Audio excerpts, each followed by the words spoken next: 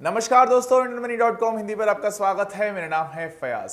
Tax saving को लेकर हम लोग बहुत मारामारी करते हैं, बहुत माथापच्ची करते हैं, क्योंकि हमको लगता है कि यार टैक्स के माध्यम से हम लोग हमारे इनकम का एक बहुत बड़ा हिस्सा दे देते हैं।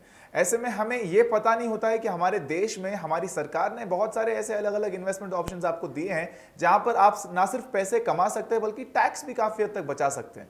तो आज की वीडियो में हम लोग एक एक करके नजर डालेंगे उन हर एक ऑप्शंस पर जो कि आपको एटीसी के तहत टैक्स बेनिफिट दिखते हैं।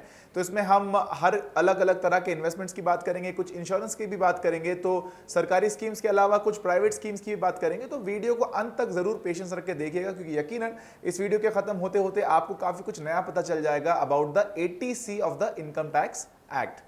तो चलिए अब बिना किसी देरी के सीधा टेबल की ओर चलते हैं। अगर हम लोग इस टेबल पर ध्यान दें तो यहां पर हम सबसे पहला जो स्कीम देख रहे हैं वो है बैंक एफडी। हम लोग मान के चल रहे हैं कि 5 साल की बैंक एफडी अगर आप लेंगे तो उस पर आपको कितना रिटर्न देना पड़ेगा टैक्स पर। वेल, ये तो डिपेंड करता है आपके आईटी स्लैब के अनुसार, लेकिन आपको न्यूनतम निवेश कितना करना पड़ेगा? आपको करना पड़ेगा मिनिमम 1000 रुपए का इन्वेस्टमेंट, और उसके बाद आप इस एफडी में निवेश कर सकते हैं।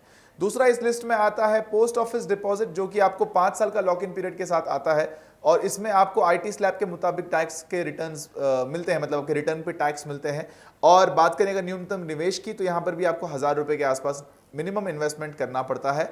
फिर बात करते हैं पीपीएफ की, यानी कि पब्लिक प्रोविडेंट फंड। यहां पर आपको 15 साल का लॉक इन पीरियड रहता है, ये कंप्लीटली टैक्स फ्री है, और इसमें आपको ड्यूअल टैक्स बेनिफिट मिलते हैं। जो आप हर महीने कंट्रीब्यूशन भेज रहे हैं अपना, उसमें भी आपको टैक्स बेनिफिट मिलता है, और आपका जो पैसे लास्ट में वापस आते हैं उस पर भी आपको टैक्स बेनिफिट मिलता है। 15 साल के बाद जो अमाउंट आप जमा करते हैं, चाहे वो 1 करोड़ रुपए की अमाउंट क्यों ना हो, उस पर आपको 1 पैसा भी टैक्स नहीं लगेगा।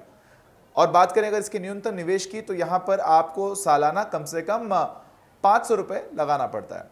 फिर बात करते हैं सुकन्या समृद्धि योजना की, तो यहां पर आपको 21 साल की उम्र तक निवेशित रहना पड़ेगा। आपकी बच्ची की 1 साल की उम्र से होने से लेकर 21 साल तक आप इसमें पैसे डाल सकते हैं। यह भी टैक्स फ्री होता है, इसमें आप 250 रुपए मिनिमम सालाना डाल सकते हैं।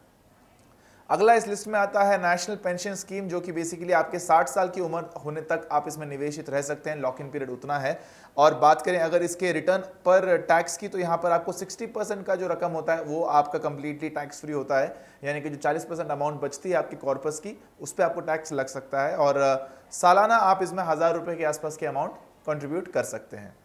अगला आता है सीनियर सिटीजन सेविंग स्कीम। तो यहां पर आपको 5 साल का लॉक इन पीरियड रहता है, और फिर इस के तहत आपको आईटी स्लैब के मुताबिक रिटर्न पर टैक्स लगते हैं। और न्यूनतम निवेश की अगर बात करें तो आप इसमें 1000 रुपए से निवेश करना शुरू कर सकते हैं। इस लिस्ट में अगला है नेशनल सेविंग सर्टिफिकेट। तो यहां पर आपको 5 साल तक के लिए लॉक इन पीरियड रहता है, और बात करें अगर रिटर्न्स पर टैक्स की, तो यहां पर आईटी स्लैब के मुताबिक आपको टैक्स लगते हैं।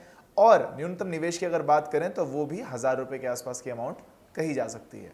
आगे इस लिस्ट में आता है अटल पेंशन योजना। तो अटल पेंशन योजना के तहत आपको 60 साल की उम्र तक का लॉक इन रखना पड़ेगा। रिटर्न पर टैक्स की बात करें तो वो भी आपके आईटी स्लैब के अनुसार लगेगा। और बात करें अगर न्यूनतम निवेश की, तो यहां पर आपको उम्र और पेंशन के मुताबिक यहां पर न्यूनतम निवेश करने की भी सहूलियत मिलती है। तो जितनी आपकी एज है, जिस एज पर आप हैं, जिस तरह की इनकम आप है, उस तरह का आप बेसिकली यहां पर कॉन्ट्रीब्यूशन दे सकते हैं। फिर बात करते हैं इक्विटी लिंक्ड सेविंग स्कीम्स की। तो यहां पर आपको 3 साल का मिनिमम लॉक इन पीरियड रहता है। इसमें आपको 1 लाख रुपए तक की कमाई के ऊपर अगर आप कमाते हैं तो इस पे आपको 10% का टैक्स देना पड़ सकता है। और बात करें अगर इसके न्यूनतम निवेश की, तो अगर आप एसआईपी करना चाहते हैं हर महीने, तो आप 500 रुपए से शुरू कर सकते हैं। अगर आप एक मुश्त करना चाहते हैं तो मिनिमम आप 5000 रुपए की अमाउंट से निवेश करना शुरू कर सकते हैं। अब आखिर में आता है लाइफ इंश्योरेंस। तो लाइफ इंश्योरेंस में अगेन आपका लॉक इन पीरियड पॉलिसी के मुताबिक होता है। अगर आपने अलग अलग पॉलिसी ली है, कुछ शॉर्ट टर्म होती है, कुछ मिड टर्म, कुछ लॉन्ग टर्म होती है, तो उसके ऊपर डिपेंड करता है। बात करें अगर इसके रिटर्न पर टैक्स की, तो यहां पर देखिए टर्म प्लान तो कंप्लीटली टैक्स फ्री होता है। ट्रेडिशनल पॉलिसी होती है वो भी टैक्स फ्री होती है। और बात करें अगर ट्रेडिशनल पॉलिसी की, अगर आपने वो 1 फरवरी 2021 के पहले ली होगी, तो वो कंप्लीटली टैक्स फ्री होती है। और यूलिप की बात करें तो वो भी टैक्स फ्री होती है, लेकिन 1 फरवरी के बाद हर एक में थोड़े बहुत फेरबदल आए हैं। तो सबसे पहले बात करते हैं 2.5 लाख रुपए सालाना तक का प्रीमियम टैक्स फ्री होगा आपका। और उसके बाद में दूसरा अगर बात करें तो 2.5 लाख रुपए तक का अमाउंट सालाना, अधिकतम प्रीमियम 10% तक आपको यहाँ पर टैक्स देना पड़ सकता है। और बात करें अगर न्यूनतम निवेश की, तो ये भी अगेन आपकी पॉलिसी के ऊपर डिपेंड करता है। आपने जिस तरह की पॉलिसी ली होगी उस तरह से आपको यहाँ पर टैक्स देना पड़ सकता है, और आपका मिनिमम निवेश भी उतना होता है। तो मुझे उम्मीद है कि ये वीडियो आपको इन्फॉर्मेटिव लगा होगा, एटीसी के कितने सारे टैक्स बेनिफिट है इसके बारे में आपको पता चला होगा। अगर आप ऐसे ही personal finance, career building, farming और बिजनेस के बारे में सीखना चाहते हैं तो आपको डाउनलोड करना चाहिए फाइनेंशियल फ्रीडम ऐप। वहाँ पर हमने बहुत सारे कोर्सेज बनाए हुए हैं 6 अलग अलग भाषाओं में, जो डेफिनेटली आपको काफ़ी ज़्यादा पसंद आएंगे।